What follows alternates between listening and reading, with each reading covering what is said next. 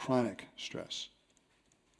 We need techniques, tools, and strategies to deal with chronic stress.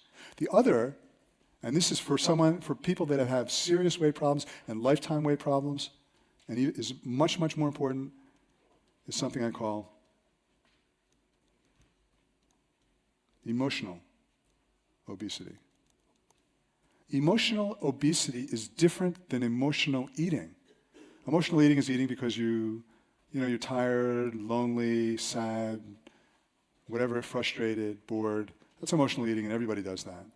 Emotional obesity is the actual need to be fat in order to feel safe. I had that. I had emotional obesity. And it wasn't until I was able to deal with the emotional obesity that I was able to lose weight. I felt safer being thin.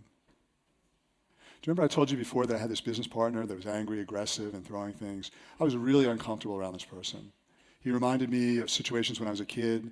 There was a person in my life that used to beat me up on a daily basis when I was a kid that was very similar to him in his temperament, in his disposition. And I have these childhood memories, these childhood associations. And when you have childhood trauma or past trauma, it actually gets locked into the cells of your body. It's like your cells have a conscious memory of these things. And you can talk about it forever, but on a cellular level, you're still going to have that fear until you learn how to deal with the issue on a cellular level. So I had that. I had this fear, I had this discomfort, and he was triggering me and triggering me and triggering me. And the whole time I was with him, I actually felt safer being thinner fatter for two reasons. One, because I was creating like a buffer between me and him. It's almost like the same way fat protects you from a hostile environment, like cold weather, it insulates your organs. Fat protects you from a hostile negative space, a hostile negative environment.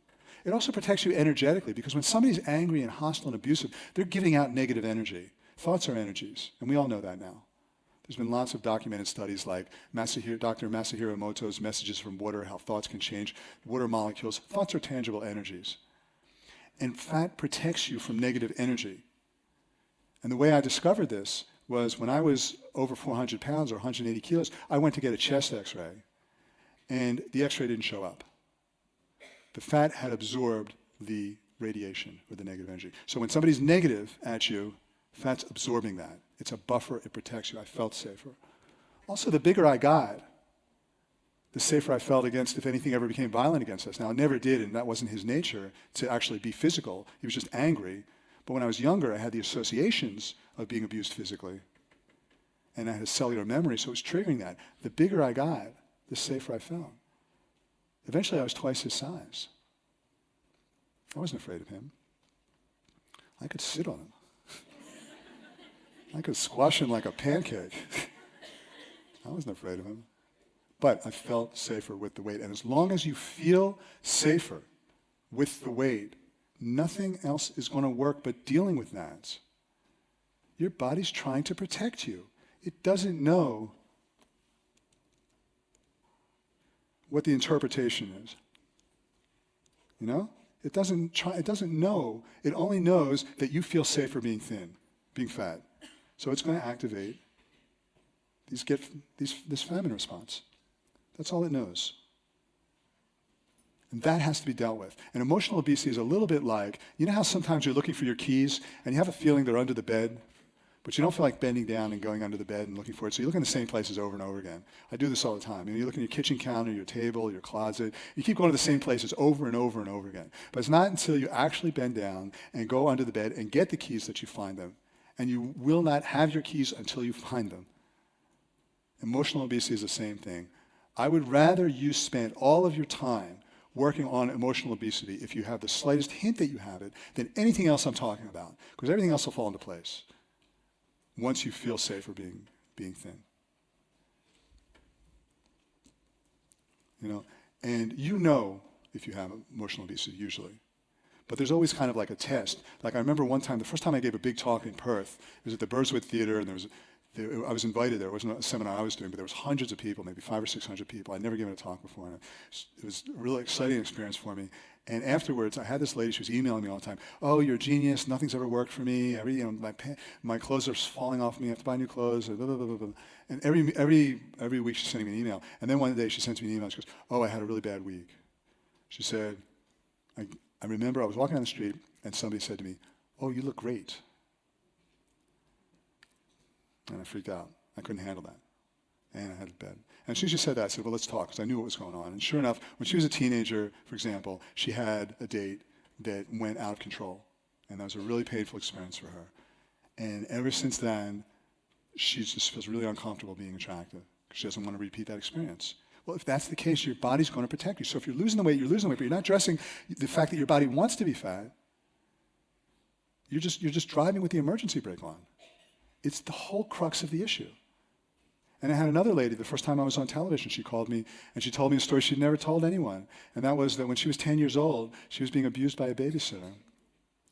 And it was actually a female babysitter. And the whole time she was being abused, this went on for 3 years, she was gaining weight and gaining weight and gaining weight. Eventually she gained so much weight that the babysitter stopped abusing her. The babysitter goes, oh my God, you're so gross, and stopped abusing her.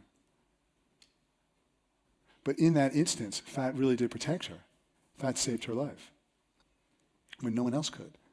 And now 30 years down the road, what do you think's happening? Every time she loses weight on a diet, something happens, she freaks out, she gains weight. What's freaking out is on a cellular level, she doesn't feel safe being thin. That has to be addressed. And I have a kind of a quick way now, when I talk to people, I can zero in pretty quickly. You know, sometimes I'll talk to someone, I'll say, okay, how much weight do you want to lose? I want to lose 40 kilos, and blah, blah, blah, blah, blah. I go, okay, I want you to imagine you're walking down the street, and you're in your perfect ideal shape, and everything's flowing in your life, and it's beautiful, and all this kind of stuff. How do you feel? I feel great. Great. So now you're walking down the street, and you know what? You've got so much energy coming out of you, and you just look so beautiful, and you're so attractive, that people can't help but notice you. That's all, they're just noticing you. You're walking down the street, they're turning. They can't help but look at you. How do you feel now? A lot of times people say, oh, I'm not feeling so good. Or some people say, no, I don't like that at all. I don't want attention. And then sometimes I imagine I bring them up on stage. Oh, you don't want attention? Okay. So imagine you're up on stage and there's thousands of people there and there's a spotlight on you and they're just looking at you. How do you feel now? And I try to bring it out of them. If there's the slightest bit of uncomfortableness, and you can try this, if there's the slightest bit of discomfort, then your body, you're not comfortable. You're not comfortable with the weight. And you could be a male or female for various reasons. Sometimes when I'm working with women, I say, well, just imagine these beautiful white wings are wrapped around you. And the people are looking at you, but those wings are shielding you. How do you feel now? And then instantly it changes. And you've given your body a message. You've communicated to your body that there's a way to protect you without the fat. Or a big column of light that's protecting you. And we're going to do that when we do a visualization soon. We'll include that in the visualization so you can see what that's like. But just different tools, visualization tools for communicating that you're thin. So you have to deal with these two things in different ways. But the chronic stress has to be dealt with, and the emotional obesity has to be dealt with. And there's different ways to do it. Then it's just a question of application. But for the chronic stress, the best way to deal with it is some sort of visualization or meditation on a daily basis. Before you go to sleep at night, like listening to the visualization CD that I put together, and then first thing in the morning. Meditation inhibits the signals in your brain to a part of your brain called the amygdala, which is the seat of fear and aggression. And so helps you live a lower stress life. And does so many other things, which I'd love to talk more about, which, by the way, people keep asking me when I'm doing another seminar. The next thing we're doing is going to be, at the end of March in Kayama, we're going to do like a 3 or 4 day retreat where I can get into this much deeper. There's a lot more that meditation does for you that I don't have time to get into right now. But we're going to be doing meditations, visualizations. We're going to be doing various super delicious, super nutritious recipes. So it's going to be in Kayama, which is New South Wales, at the end of March, a 3 day retreat. We'll spend 3 full days together going over everything. And I'll talk there more about meditation, but meditation does so many incredibly powerful things for you. But one of the things it does is it makes you feel safer and reduces stress. So on a daily basis, doing some sort of meditation or visualization, which we're going to do in just a little while. And then dealing with emotional obesity, now that's a little bit more tricky. That's one of those things that either it happens like this, or it may take months, or maybe a long time journey, but when it happens, it's done. But it has to be dealt with. And I've had some really good successes with emotional obesity, referring people to different, what I call energetic healers. And those are people that where you work with them and they help go back through a childhood issue. And once you've gone through the childhood issue, they work through it on an energetic level to help your cells release it. Finding an energetic healer, another way to do it is if you go to a health food store and you look on the billboard and you look at different pictures of people and you just see one, that's offering some sort of healing technique, someone that you resonate with, that you feel safe with, that you feel like they know something, contact them. But you have to release the trauma on a cellular level, and that involves some work. But that has to be done. And again, when we do more of the intensive, like in Kayama, and also we're going to do a 5-day retreat in Thailand in August, which we're just putting together, which I'm very excited about, we can do more trauma release work. But there's a lot of great therapists and healers out there that deal with trauma. But if you can trigger your weight, the first question I always ask people is, when did your weight start? When I was 5 years old, when I was 20 years old, when I was 30 years old. Really, what was going on? Well, my father was an alcoholic and he beat me, or my uncle abused me, or we moved away, or there was a divorce, there was cancer, there was car accidents, I started uni, my grandfather died. Whatever it was, if there's a trigger to when your weight started, that's not a chemical trigger like, I started taking medication or something like that, but if there's a trigger to when your weight started, then that's where you go. You've got to deal with that issue. Whether it was 5 years ago, last month, or when you were 3 years old, you have to deal with that issue.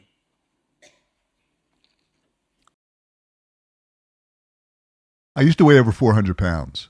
Dieting didn't work for me, but what did work was addressing the real issues that were causing my body to hold on to weight. I lost over 220 pounds and wrote a book about how I did it called The Gabriel Method, and it was translated into 16 languages and read by millions of people around the world. And today, 20 years later, I'm in my 60s and still in the best shape of my life. Over the years, I've helped thousands of people in my private coaching, and now, for the first time, I'm making these coaching calls available for the world to see. These are real conversations with real people about how to lose weight the right way, without fad diets, pills, or surgery, and keep it off forever. This particular video is part of a one-day seminar I did in 2010 for nearly 500 people. In the event, I explained the science behind why our bodies would want to hold on to extra weight and how to get our bodies to actually want to be thinner. If you'd like to see the entire seminar, let me know in the comments below, or like the video and I'll publish it as a series. Hope you enjoy the video, and I look